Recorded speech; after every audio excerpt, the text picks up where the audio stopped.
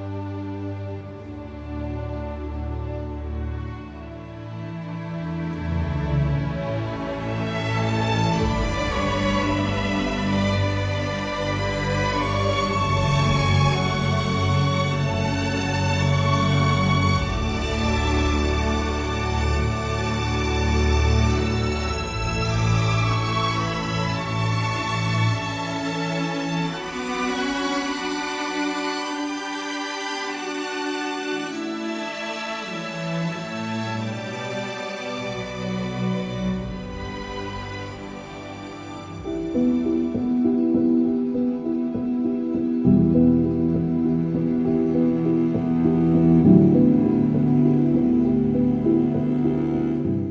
1950. 50. Yeah. I went right in after. My mother had a sign for me to get in the Army. And anyway, went through basic training, and right after basic training, I was on the way to Korea. Then I got over there about, got over there October 1950. 1950. Yeah. Army? Yeah. What, 2nd Division? Yeah. No, I wasn't in the 2nd Division at that time. I think it was 4th, or out of California.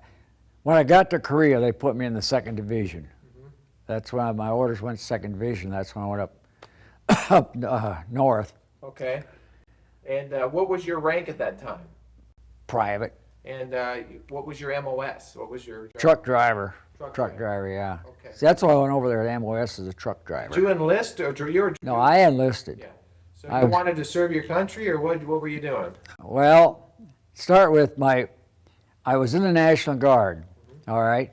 So my stepbrother was in the National Guard. My high school buddies were all in the National Guard. The rumor was we were going to Korea.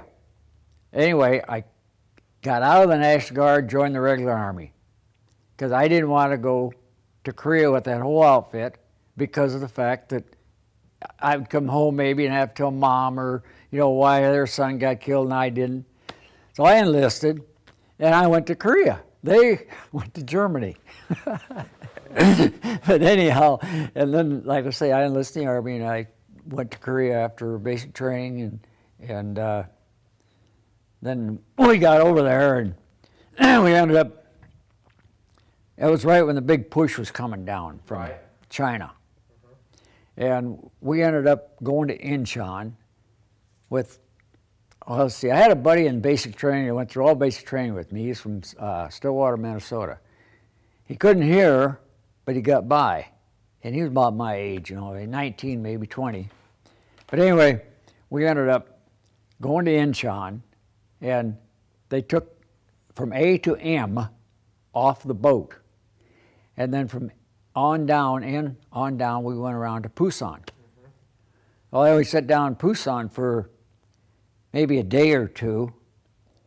And then they all put us on a troop train. We headed up north towards Seoul, or wherever we were going. And we got at Wonju, which, that's the way I pronounce it.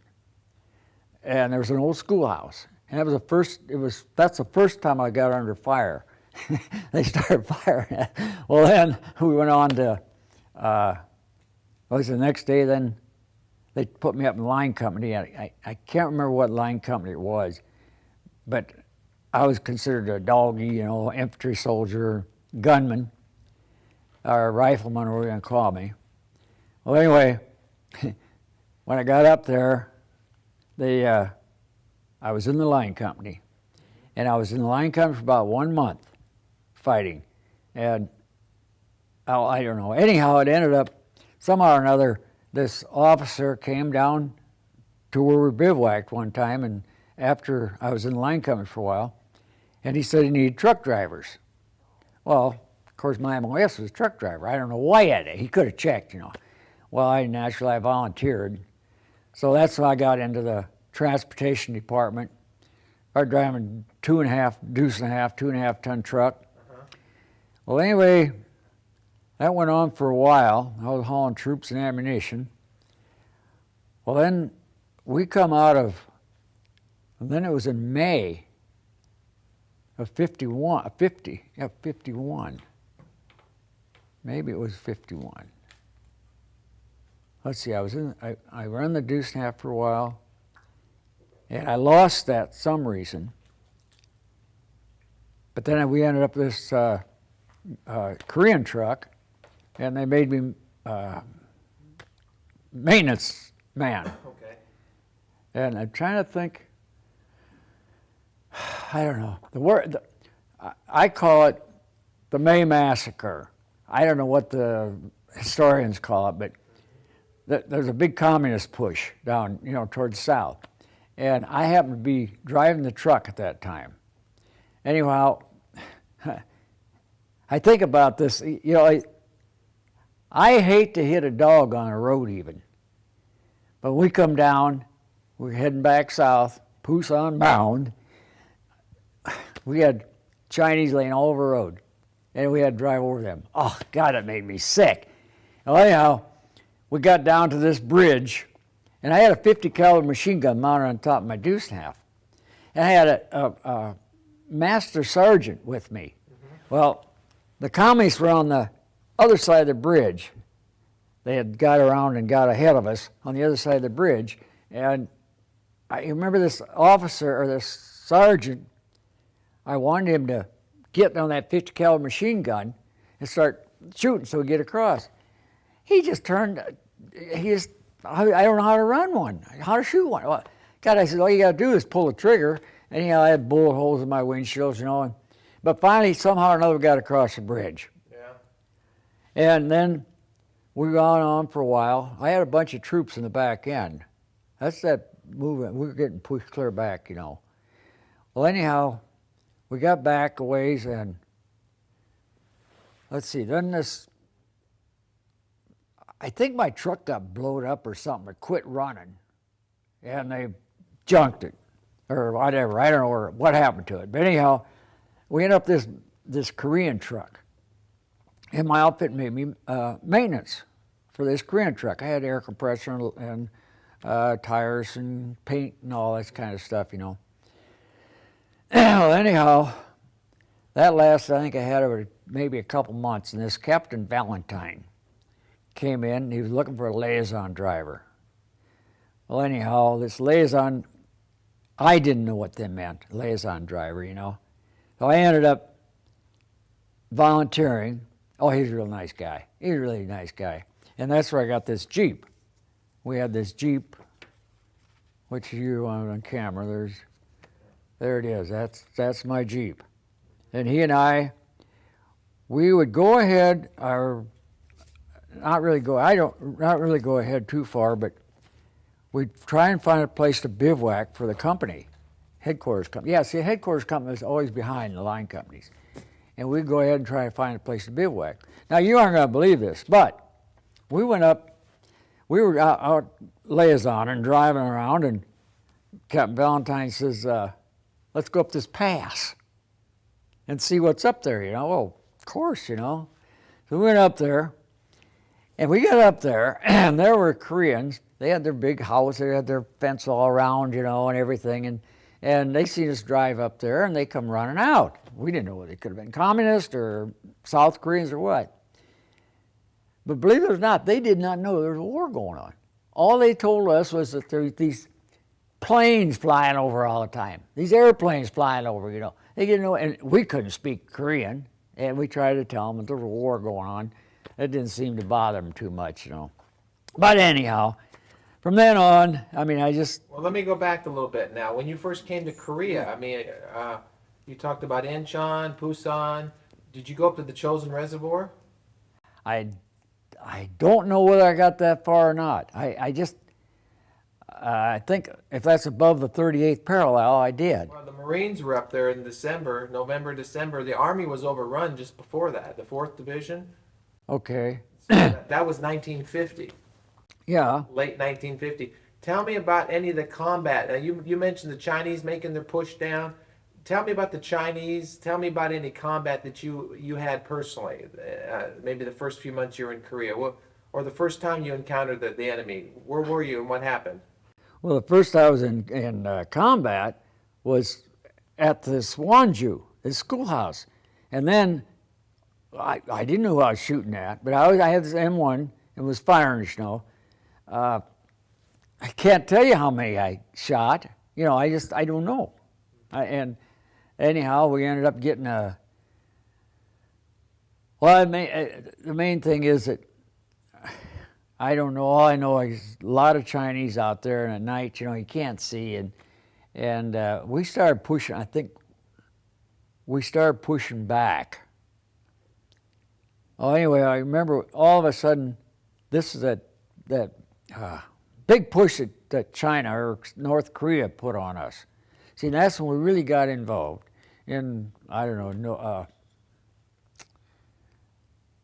May April, May. I know it was really raining and muddy and everything.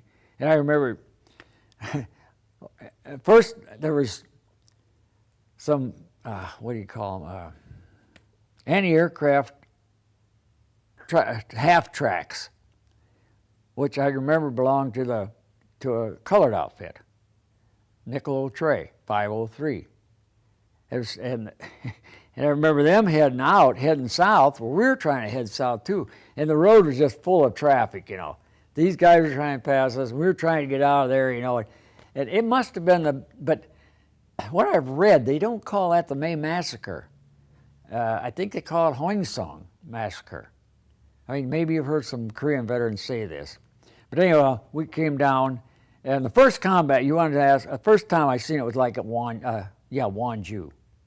And that's where we got out of the boat, or out of the building, and started up north. And that's where we ended up in the line companies, here and there. And like I said, it wasn't over a couple of weeks, and that major come down and wanted truck drivers. How many months were you in Korea total? I got over there in, the end, November. I got over there in November, and I got back in December. Okay. I was out at 13 months. So what was the hardest part of the time in Korea for you? And tell me about, again, the enemy and maybe the combat that you experienced personally, and what was the toughest battle that maybe you had over there? Yeah, I can't tell you what or engagement. Just tell me about fighting the enemy, fighting the Chinese, right? Yeah, those things I can't remember. All I remember is when we had this, when we were getting pushed back, back down. See, they let them Army guys off at Incheon to help the Marines. Yeah. And, well, I tell you, when we went over there, we went over a merchant marine ship, and it was supposed to be a 2,000 troop ship. We ended up going down south to Puerto Rico, I think it was, and we picked up 2,000 of them. We had 4,000 troops in that ship, and we were stacked 3 high. And anyhow, when it went over, I run across an old school buddy of mine.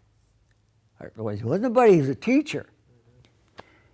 And I got up on deck, and I seen this guy standing there, and I went over to talk to him, and Mr. Palmer, my teacher, in debate, history.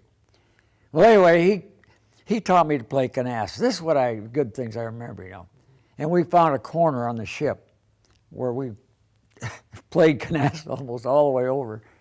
Well, anyhow, that was going over. Then coming back, somehow or another, I got stuck on KP. And I had this old injury from high school, wrestling. And coming back, one day I would be on KP, and the next day I'd be under a heat lamp. All right, I remember those things. Okay, now, get back to Korea. I remember a lot of good times, more so than bad times. But like I said, the worst thing that when I went through was running over all them Chinese on the road and then trying to get across this bridge, and they were shooting at me. This is after I got out of the line company, because I wasn't going to stay in that damn company very long. I was going to get out of there as soon as I could. And I figured truck driver would be the best deal. But it ended up, it wasn't, because, well, it was in a way. But it just, things like that is about all I can remember. What's the line company? The front lines? That's the front line, the very front. They're in foxholes. They're right up there on line with the medics. And don't you remember about any of the combat during those times, or where you were? You running point? I mean, what are you shooting? Are they shooting at you? What was going on? Well, like I said, they were shooting at us. We were shooting back at them. I mean, in foxholes, and that was it. Were you being given orders to hold the line, to advance? I mean, do you remember anything like that, or what was your objective up there? Well, I suppose to hold them, from that. I really don't. Like I said, those are things I put out of my mind. Yeah. Other things I can remember, those things I put out of my mind because, well, like I said, I was 17 17 years old. Yeah. And when you're 17, you don't think about things like that. Well, then later on, I got to thinking about things, and I got to look at some of these pictures, and we've had, you know, I'm not very interesting, but like I said, there's so many things that I can remember, and you got things that I can't remember, but I think the worst thing that, I mean, when I was shooting, you know, when I was in the line company, foxholes, you know, and enemies out here. Here we are, you know, shooting and trying to keep from getting killed. Well, anyhow, I was over in Korea for about 4 months. And I, of course, was ready to come home. Well, somehow or another, I had my hopes up because somebody got orders screwed up. And they said I was going home. This is like 3 months afterwards, you know. I was already come home, and then they found out that it wasn't me, it was somebody else. So anyhow, then from there, I was in transportation mostly, you know. Like started in the deuce and a half truck, and going up to my maintenance truck, and then driving liaison. And as far as liaison, we didn't have too many problems. I mean, we would, like I said, headquarters companies when I belonged to, and they were the ones that were behind your line companies. And that's like, yeah, you've seen this MASH on TV. Well, that's back where the medics were, the field hospitals. And as far as being, I was only in line company for about a month, I guess it was, and that's when I got out of it. And the thing I remember, the first combat I got into was in Wonju, and that was in the schoolhouse, and then from there on we went up to the, you know, went on up going that way. And then when they had the big push on, I got tangled up in with all the other equipment moving, and that bridge that we couldn't get across. And like I said, we did get across, and all the Chinese I run over. I mean, these are things that, I mean, I could tell you some other stories too, but you wouldn't be interested because this isn't. I mean, well, you keep asking about the line company. Well, I was only in the line company for a month. You got to realize that. Well, tell me why were we in Korea? I suppose because prison. I don't know. I suppose it's like that says there, save the South Koreans. You know, but I can remember the Chinese, you know, when General MacArthur was over there yet, I was over there. And when Truman fired MacArthur, our whole outfit and everybody else wanted to go on up into China. But Truman says, no. Well, these were these Chinese troops coming down at us. You know, they joined the South Korean or North Korean troops, and then to come at us. It's like Seoul, Korea, Seoul.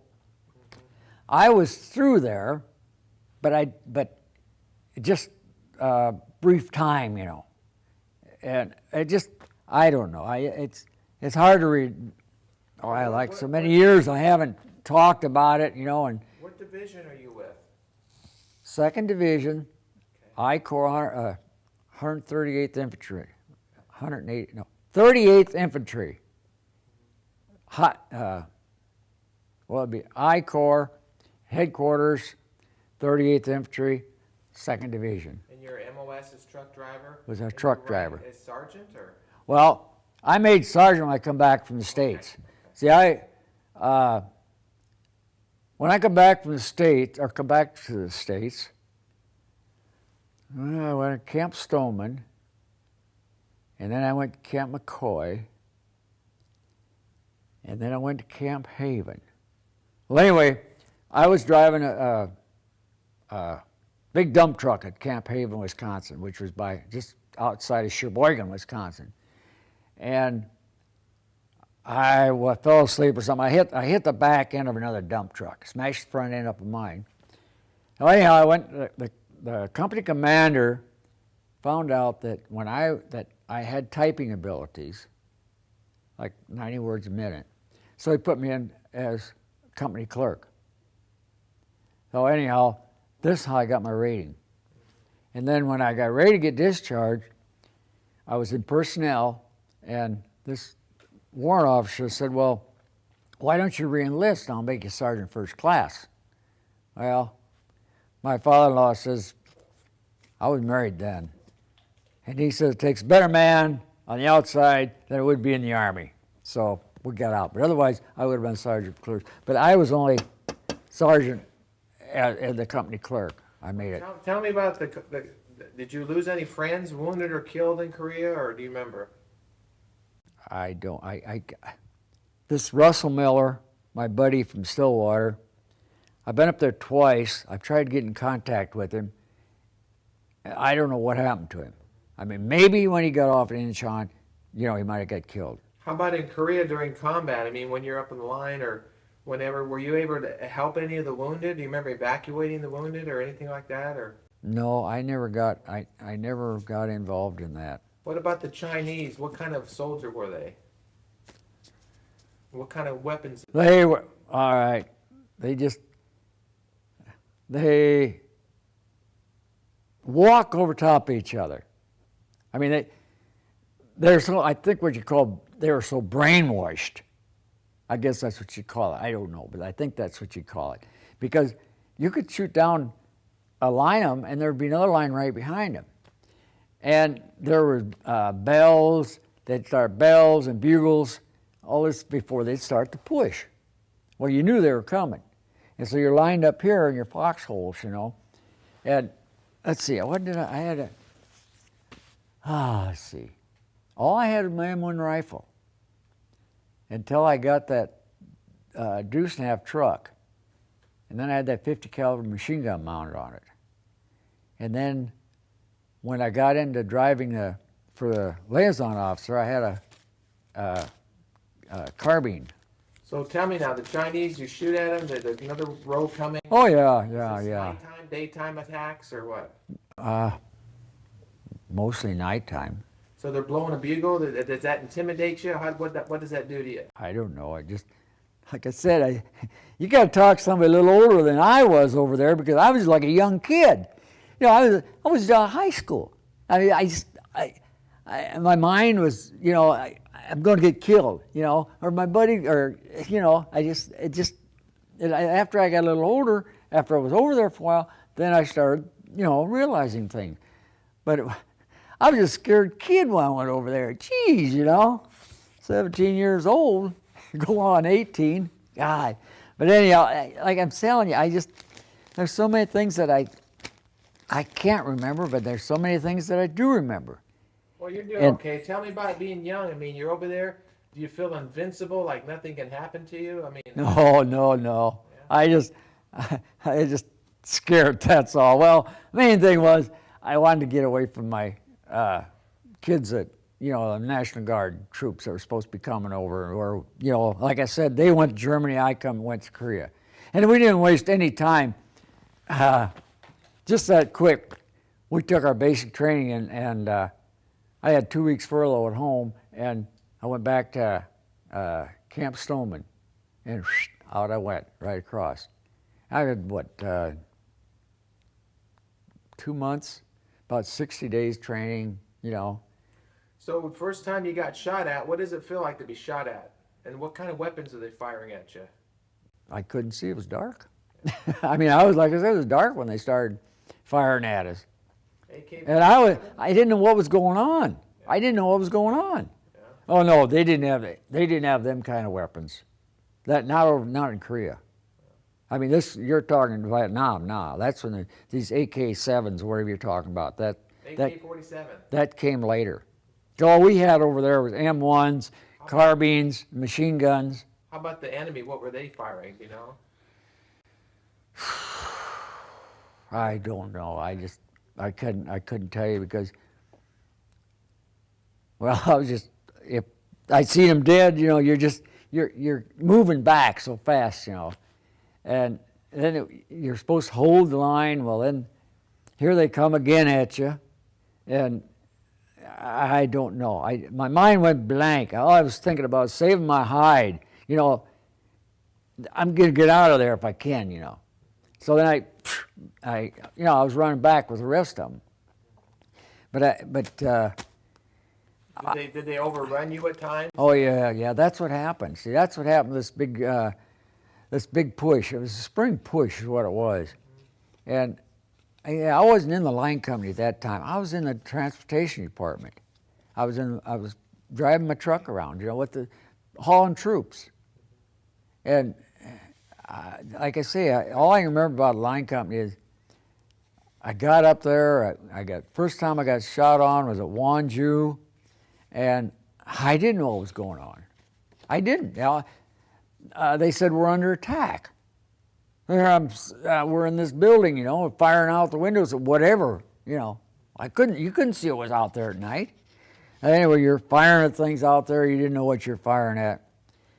But I was so happy to get out of there, driving truck. And then I started in driving truck, and that's kind of boring, but it was kind of interesting. Like,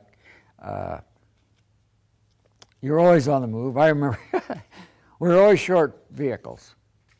And anyhow, they'd come in, another outfit come in, it'd steal ours. We'd turn around, go back and steal theirs. I mean, these are things I remember, clearly in my mind, because that other stuff I tried to block out. And it has been blocked out. But anyway, I remember this one guy we had, he's from out east someplace, and he was a pretty good, it was so funny. There was a truck, a 3/4 ton with a trailer. These guys from another outfit was washing off. This character, he jumps in the goddamn thing, he brings up to my outfit where I got this truck, his maintenance truck. And he kept tearing in there, and I said, "What's the matter?" He said, "What's the matter?" I said, "What's the matter?" He said, "Well, get the numbers painted on there, get some numbers on there." He said, "I just took this out of the right under the guy's nose, I mean, those things I remember so much. What do you think, Don? Do you think there's situations in life or in combat that are traumatic that you just block out? I know, that's what, I mean, like I could tell. Well, I'm not after the bloody stories. No, like I said, the main thing, I blocked out a lot of stuff that happened. I think of the good thing, and I think of all these bodies laying on the road. It was just sickening. It was sickening but what could you do? I mean, we're all getting pushed back. I mean, the Chinese overwhelmed us. This is a big push that the Chinese are making, and we had dead bodies all over. Not so many Americans. There wasn't any Americans in there, and mostly they're all Chinese garbed, laying along there, and they had their white outfits on, winter outfits, I guess you call it, things like that. But there's. Tell me about the cold. How did the cold affect you in your operations? Well, remember we burned up a lot of Korean houses. We'd bivouac in there. They had the heat under the floor, and the guys get us so hot, And then when we slept in the tents, I remember we used to make sure we change our socks all the time, every night, because they'd be soaking wet, and I had a chance to lay in a sleeping bag, put them underneath you. And as far as the cold, I don't know. Maybe Mom would get letters from Mom about how cold it was, back home here. And I remember it was muddy. It was cold. It was cold over there, but not. When you're young, you're younger. Like right now, good God, if it gets 40 or 30, I'm getting cold, But then you could have, and we had some pretty good clothes, keep going with, I mean, they always managed to give us, for us to have halfway warm clothes. Well, Don, have you ever done an interview like this before, talk about Korea? No. Why do you think you wanted to talk today? What was it? Well, I don't know, because you called me, and I don't know. I thought about a lot of things, Do you think it's important that our society or our younger people learn about some of the things that happened in World War II, Korea? I think so. I think they should think about us guys who are over there. But to me, Vietnam is worse. Is worse than Korea. Second World War, all right, so we went right from the Second World War into Korea. All right, well, Korea was what, 3 years? Yeah. Okay, and it went pretty fast, really. But then we didn't have the problem like Vietnam with the jungles and things, you know. I mean, we had mountains, you know, and things like that, but we didn't have the jungle. And to me, I think the Vietnam needs a lot more, well, they've gotten a lot more publicity than the Korean troops. But the thing is, if I could find some of them guys, you know, I was over there with, I don't know half of what happened to them. But all I remember is one buddy, a real good buddy of mine, and he got off at Incheon, and I haven't heard from him since. You know, we had so much fun in California, him and I mean, we were taking basic training. And this one guy, was another buddy of mine in Korea. I never kept in contact with him, all right? I found out he told me what was it? Hawk Springs, Wyoming. That's where he lived, all right?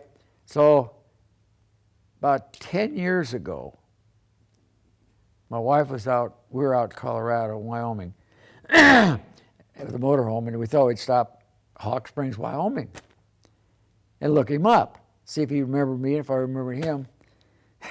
Anyway, he'd been long gone to California. He left California. Let's see, I talked to them guys in a little restaurant there or something. They said, well, he hasn't been around since, 20 years ago. So I never got to see him.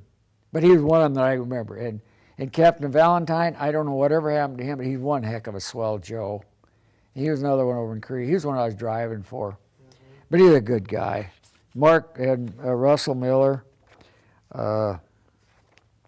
whatever happened to him, I have no idea. And well, what about, I'm going to kind of digress from combat and ask you a couple questions as a veteran, but, you know, we live in a free country here in America. Well, what does freedom mean to you, Don? Being a veteran, what does freedom mean to you? Being able to walk down the street, not have to worry about getting shot or in this little town, you know, I mean, it could happen. But you can walk down the street, you don't have to be afraid to step on a mine, you can vote, like the voting, elections coming up, who you can vote for. You're free to do what you want to do. You know, you go where you want to go without any problems. You know, that's actually, I guess, what it means, you know, to be free. Now, be what you want to do what you want to do. And that's just nice, you know, up here in this part of the country. I mean, people down in Cedar Rapids, Des Moines, and bigger cities, you know, they have a lot of problems. But we got a good police force, you know, we got a good police force up here. And I'm used to living in a small town. Algona is considered a small town, which it is. I've been here since 46. Tell me about the price for freedom. Men were wounded, were killed in Korea. What would you say to a young person today, maybe in the school here in Algona, about the price for freedom? And they don't know because they've never not been free. So how would you explain to a young person about the price for freedom and the importance of defending that? Oh, I don't know. I suppose, like, you're free to go to your freedom. If we had communist rule, you'd probably have to do what they tell us schools, you know, what schools you had to go to. In the United States, you have the freedom to go to school, you know, and get your schooling done. Well, but the price for freedom, I mean, again, the sacrifices that were made, how would you communicate that to a young person? I mean, I never given any thought on that. I just, you know, Uh, Well, if they asked you as a veteran, why are we free, what would you tell them? to do what you want to do, like I told you. I mean, you've got the freedom. You know, we were fighting to keep this freedom. You know, we were fighting over Korea to keep this freedom that we got in the United States. You know, that's about all you can say. I mean, now if they would go over there and see what's going on, you know, it might be different. I wouldn't know what to say about. I mean, this is probably what I would say is to enjoy what you're in the United States. I said that's what freedom means.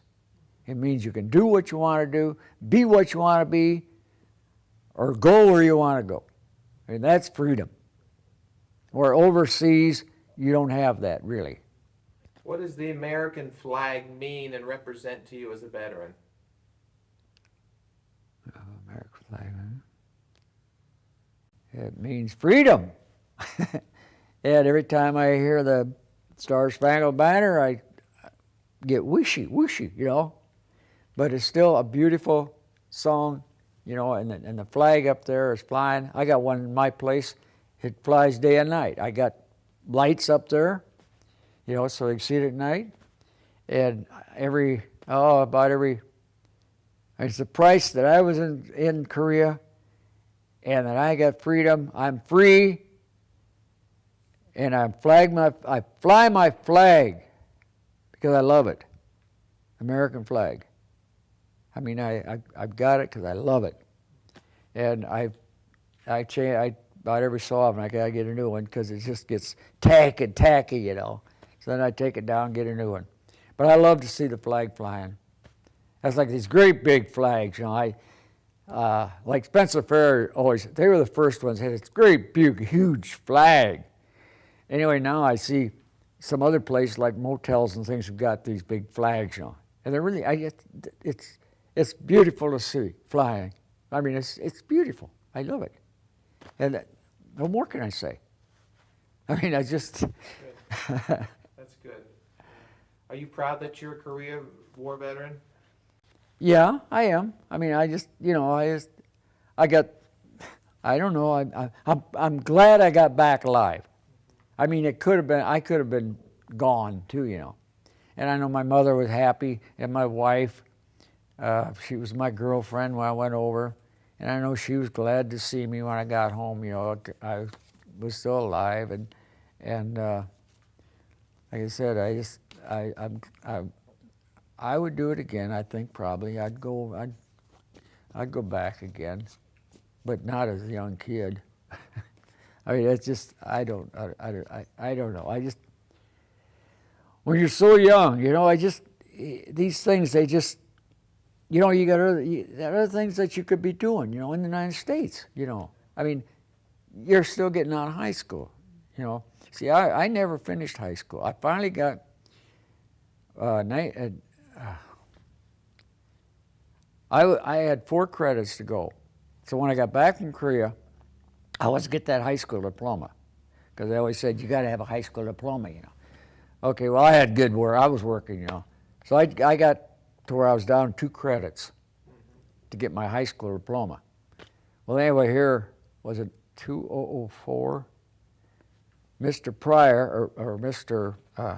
Our mayor in Algona, Len Keek, and somebody else, another friend that lives in Algona, got to thinking about Korean veterans that never got to finish high school.